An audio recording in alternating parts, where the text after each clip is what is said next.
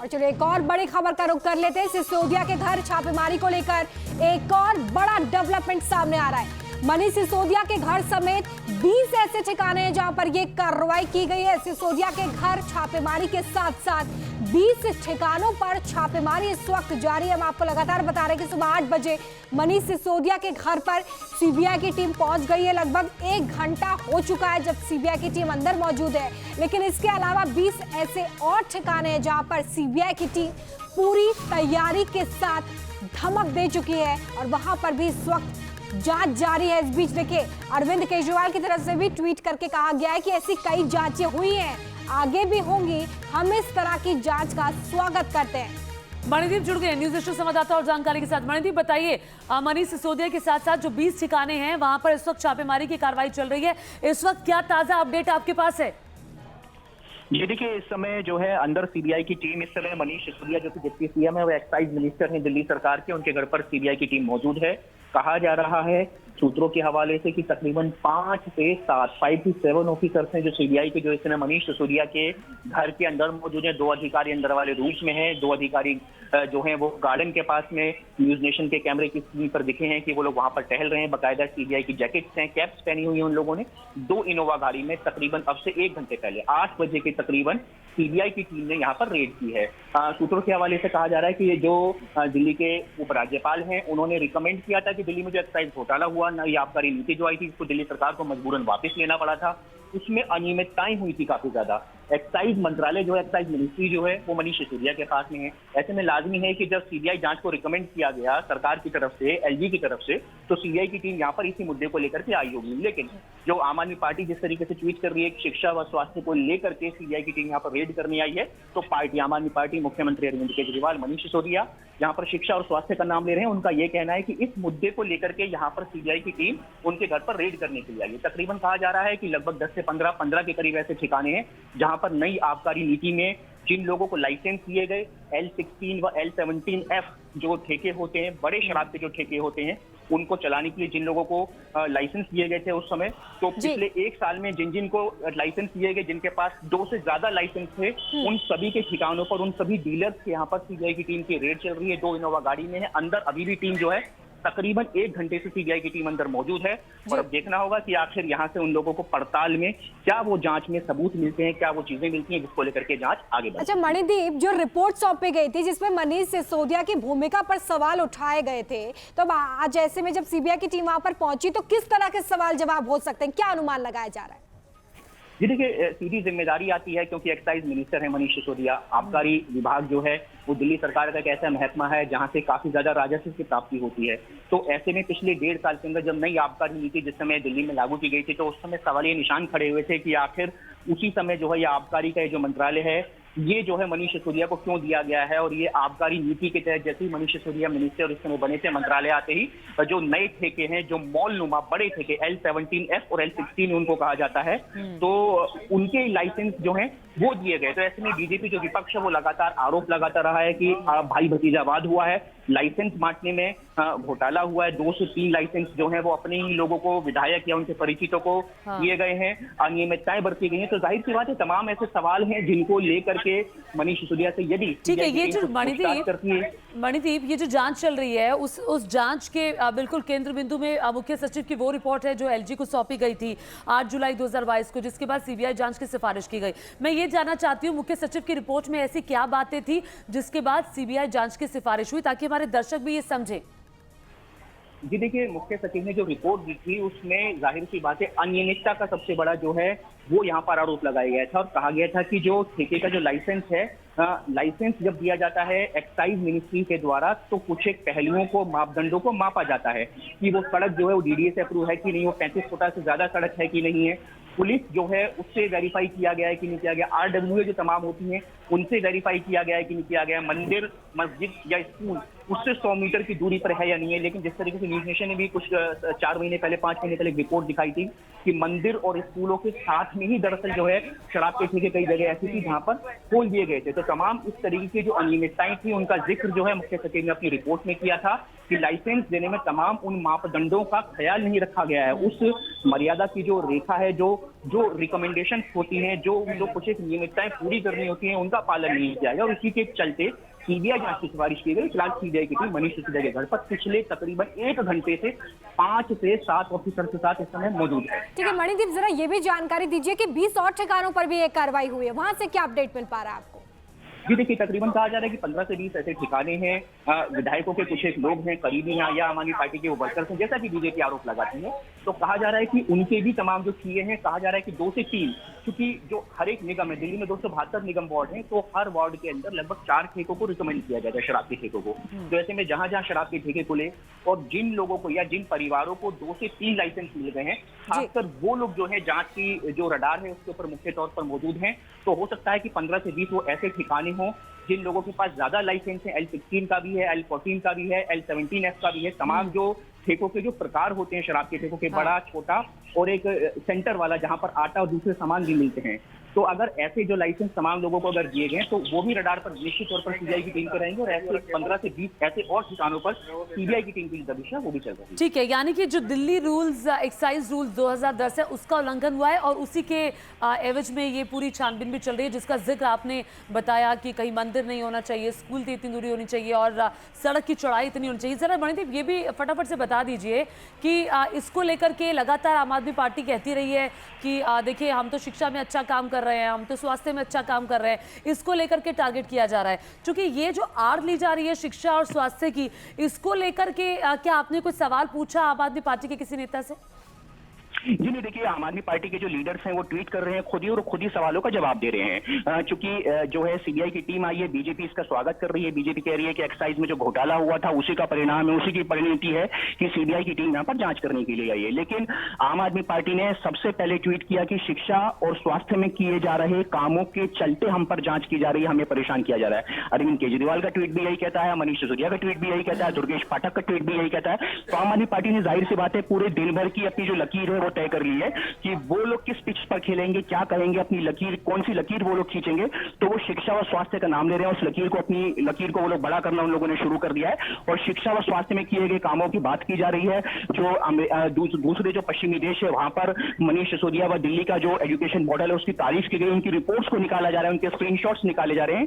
तो जो आम आदमी पार्टी का कह सकते हैं जो सोशल मीडिया जो स्पेस है पूरा का पूरा, वो पूरे दिन भर अब इस डिजिटल वॉर में लगेगा और जो मामला है वो शिक्षा व स्वास्थ्य की तरफ मोड़ने की यहाँ पर कोशिश की जाएगी। फिलहाल सीबीआई की टीम मौजूद है, लेकिन सूत्रों के हवाले से कहा जा रहा है कि एक्साइज पॉलिसी को लेकर के जांच है, लेकिन फिलहाल अभी तक स्पष्ट नहीं है कि ये दबिश जो है किस मुद्दे पर की जा रही है। लेकिन सूत्रों के हवाले से एक्साइज पॉलिसी में हुए घोटाले, कथित घोटाले को लेकर के जांच अंदर चल रही है, दबिश अंदर चल रही है।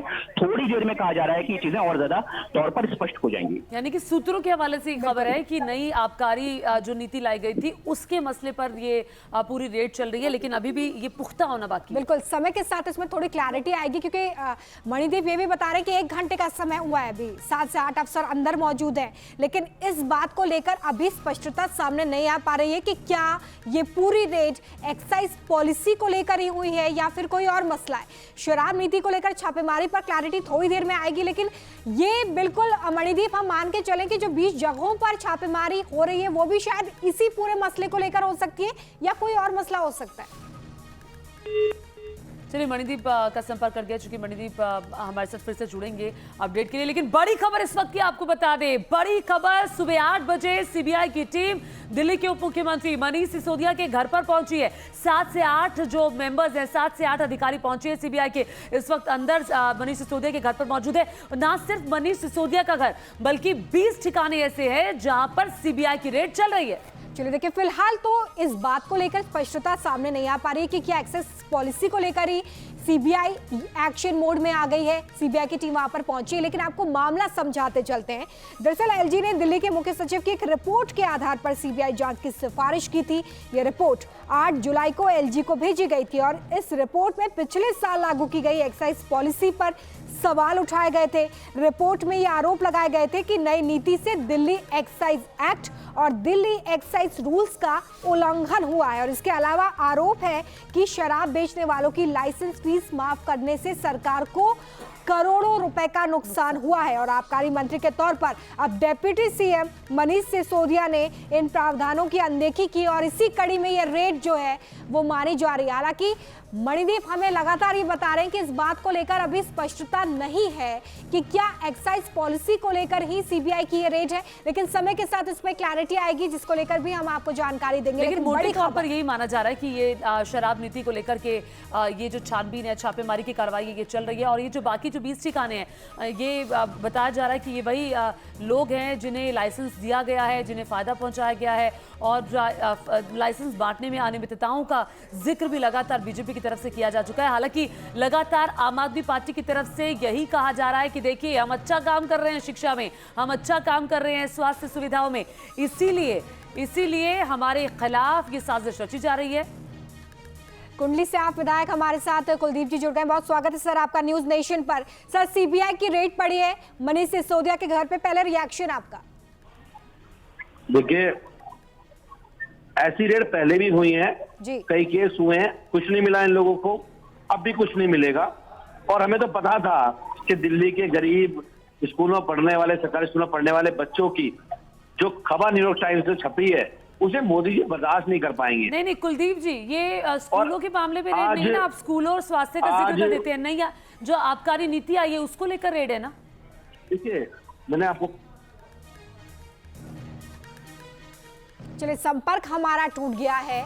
हालांकि देखिए, बात यहाँ पर हम शराब नीति को लेकर कर रहे हैं, लेकिन एक बार फिर से आप विधायक जो है वो स्वास्थ्य और शिक्षा का जिक्र कर इस पूरी बात को टालते हुए नजर आए हैं। एक्साइज पॉलिसी घोटाले पर सीबीआई का एक्शन माना जा रहा है, जिससे हम यही बता रहे हैं कि सुबह 8 बजे सीबीआई की टीम पहुंची है मनीष सिसोदिया के घर पर। वो जवाबदेही मनीष सिसोदिया की इसलिए भी बनती है, ना सिर्फ वो शिक्षा मंत्री हैं बल्कि एक्साइज का जिम्मा भी उन्हीं के कंधों पर है, वो मंत्री भी हैं। तो इसीलिए उन्हीं की देखरेख में जब ये लाइसेंस बांटे गए थे, ये पूरी नई आबकारी नीति आई और लाइसेंस बांटने में अनियमितताओं का जिक्र बीजेपी की तरफ से किया गया कि अगर शायद रूल्स के मुताबिक ये लाइसेंस बांटे जाते तो फिर दिल्ली सरकार को फायदा हो सकता था। अब जांच में सहयोग करने की बात लगातार आम आदमी पार्टी की तरफ से कही जा रही है, कहा जा रहा है कि हम सीबीआई की टीम का स्वागत करते हैं। लेकिन अभी जब आरपी सिंह जी हमारे साथ बीजेपी नेता जो हैं वो जुड़ गए। सर, बहुत स्वागत है न्यूज नेशन पर आपका। पूरे मामले को लेकर जहां पर सीबीआई की रेड पड़ी है सर, आपकी तरफ से ये कहा जा रहा है कि आप लोग उन्हें अच्छा काम नहीं करने देना चाहते हैं। जी, आरपी सिंह जी, आवाज आ रही है? चलिए, वापस से संपर्क करने का हम प्रयास करेंगे। आरपी सिंह जी की आवाज हम तक पहुंच नहीं पा रही है। एक्साइज घोटाले पर सीबीआई, लेकिन बहुत इंटरेस्टिंग रहेगा रोमिता आज ये पूरा दिन देखना कि आम आदमी पार्टी क्या कहती है इस पूरी रेड को लेकर। हालांकि उनसे सवाल किया जाता है कि उनसे सवाल किया जाता है कि आबकारी नीति को लेकर, वो जवाब देते हैं शिक्षा और स्वास्थ्य। रुमान जुड़ गए, रुमानुल्लाह खान न्यूज नेशन संवाददाता और जानकारी के साथ। रुमान, बताइए ताजा अपडेट क्या है इस वक्त का? देखिए, बिल्कुल दिल्ली एनसीआर समेत मनीष सिसोदिया जो दिल्ली के उप मुख्यमंत्री हैं और दिल्ली के आबकारी मंत्री भी हैं, उनके ठिकानों पर सीबीआई की छापेमारी आज सुबह से शुरू हो चुकी है।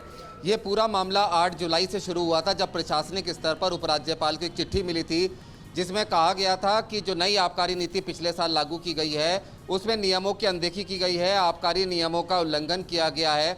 शराब बनाने वाली कंपनियां और डिस्ट्रीब्यूट करने वाली कंपनियों को ठेके नहीं दिए जा सकते और इन लोगों को ठेके दिए गए हैं, गलत तरीके से दिए गए, जिसके चलते 144 करोड़ रुपए का नुकसान दिल्ली सरकार को हुआ है। उपराज्यपाल ने इस चिट्ठी को सीबीआई को मेंशन किया था कि इस मामले में सीबीआई जांच की अनुशंसा की थी। अब सीबीआई ने इस पूरे मामले में प्रीलिमिनरी इंक्वायरी शुरू की है और इस सिलसिले में अपने दस्तावेज जुटाने के साथ तमाम जो कागजात थे उनको जुटाने के बाद अब कार्रवाई शुरू की है। उप मुख्यमंत्री मनीष सिसोदिया जो आबकारी मंत्री भी हैं दिल्ली सरकार के, उनके कार्यकाल में जिस तरह से ये कथित तौर पर एक्साइज घोटाला हुआ उसकी जांच अब सीबीआई ने शुरू की है और इसी कड़ी में मनीष सिसोदिया के घर समेत कई शराब निर्माता कंपनियों के ठिकानों पर और आबकारी विभाग से जुड़े हुए लोगों के ठिकानों पर जो बताए जा रहे हैं कि दिल्ली एनसीआर में 20 ठिकाने हैं, वहाँ पर सीबीआई की छापेमारी लगातार जारी है। इस पूरे मामले में चूंकि राजनीति भी काफ़ी हुई है और आम आदमी पार्टी की तरफ से भी लगातार इस तरह के बयान आ रहे हैं, लेकिन एजेंसी का कहना है कि एजेंसी को एक शिकायत मिली है। सीबीआई एक प्रोफेशनल और प्रीमियम एजेंसी है और वो हर चीज़ की जांच बहुत ही सुनियोजित तरीके से करती है और इसी के चलते पहले प्रीलिमिनरी इंक्वायरी दर्ज की गई है और उसकी जांच शुरू की गई है। अब इस पूरे मामले में क्या कुछ सामने आता है ये जांच के बाद साफ हो जाएगा। नुमान आपको रोक रहे हैं हमारे साथ, सीबीआई की हमारे जो साथ जांच बीजेपी नेता आरपी सिंह जी भी जुड़ गए हैं। आरपी सिंह जी, आम आदमी पार्टी कह रही है शिक्षा और स्वास्थ्य सुविधाओं के लिए हमने जो काम किया उससे बीजेपी खुश नहीं है, इसीलिए रेड की जा रही है। आपका रिएक्शन? हेलो जी, आवाज आ रही है सर? जी, मुझे आ रही है। जी सिंह साहब, सवाल ये है कि आम आदमी पार्टी का रिएक्शन आया, वो कह रहे हैं कि शिक्षा और सुविधा स्वास्थ्य में जो हम काम कर रहे हैं उससे बीजेपी खुश नहीं है, इसीलिए रेड हो रही है। अच्छा, हम चलिए शिक्षा और स्वास्थ्य की पहले बात कर लेते हैं। दिल्ली के अंदर 1054 स्कूल है, जिसमें से 874 स्कूल में प्रिंसिपल नहीं है। दिल्ली में 70% स्कूलों में साइंस की पढ़ाई नहीं पढ़ाई जाती। दिल्ली में पक्के टीचर नहीं है स्कूलों के अंदर, लगभग नहीं है दिल्ली के स्कूलों में। ये तो है शिक्षा की हालत। स्वास्थ्य की हालत ये है कि दिल्ली के अंदर पिछले 7 सालों में कुछ 6 हॉस्पिटल बने हुए हैं, सरकारी अस्पताल। ये स्वास्थ्य की हालत है। तो कैसी आप कुछ भी कहना चाहते हैं, जो सच्ची बात है, जिस बात को छुपा रहे हैं वो 70.36 करोड़ का जो सच्ची घोटाला बात जो आज जिसका जिक्र आप कर रहे हैं आप उठाते क्यों नहीं है?